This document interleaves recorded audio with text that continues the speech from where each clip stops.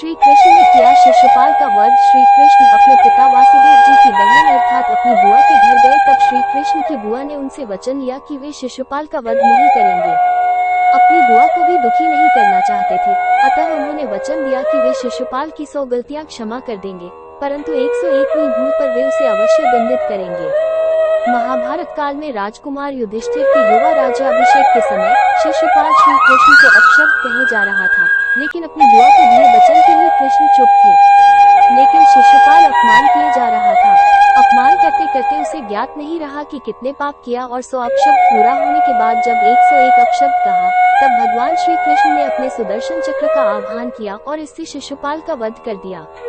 महाभारत के युद्ध में भगवान श्री कृष्ण पांडवों के पक्ष में थे। इस महान युद्ध पर श्री कृष्ण अर्जुन के सारथी बने थे।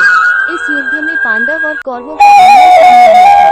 महाभारत युद्ध 18 दिन तक चला था और अंत में जीत पांडवों की हुई थी। श्री कृष्ण ने अश्वत्थामा को श्राप दिया। महाभारत युद्ध के अंत होने के बाद दुर्योधन के कहने पर अश्वत्थामा ने नींद में सोते पांडव पुत्रों को धोखे से मार दिया, तो पांडव और भगवान कृष्ण अश्वत्थामा का पीछा करते हुए महर्षि वेदव्यास के आश्रम में पहुंचे। तब अश्वत्थामा ने पांडवों में ब्रह्मास्त्र से आक्रमण किया। ये देखकर अर्जुन ने भी अपना ब्रह्मास्त्र छोड़ दिया। महर्षि व्यास ने दोनों ब्रह्मास्त्र को टकराने से रोकने के लिए अश्वत्थामा और अर्जुन को अपने अपने ब्रह्मास्त्र वापस लेने को कहा, क्योंकि दोनों ब्रह्मास्त्र अगर टकरा जाते तो पृथ्वी का विनाश निश्चित था। तो अर्जुन ने अपना ब्रह्मास्त्र वापस ले लिया, लेकिन अश्वत्थामा ने अपने ब्रह्मास्त्र की दिशा अभिमन्यु की पत्नी उत्तरा के गर्भाशय की ओर बदल दी। ये देखकर भगवान कृष्ण क्रोधित हो गए। अपने सुदर्शन चक्र से अश्वत्थामा के माथे पर लगी मणि को निकाल दिया, जिससे उसके माथे पर एक घाव हो गया और कृष्ण ने अश्वत्थामा को श्राप दिया कि तुम 3000 साल तक इस धरती पर भटकते रहोगे। तुम्हारे शरीर से बदबूदार घाव की गंध निकलेगी, इसलिए तुम मनुष्यों के बीच नहीं रह पाओगे। कोई तुम्हें पानी के लिए पूछेगा भी नहीं। गांधारी ने दिया था के नाम का श्राप 18 दिन चले। महाभारत के युद्ध के अंत में पांडवों की जीत हुई और कौरवों की समस्त कुल का नाश हुआ।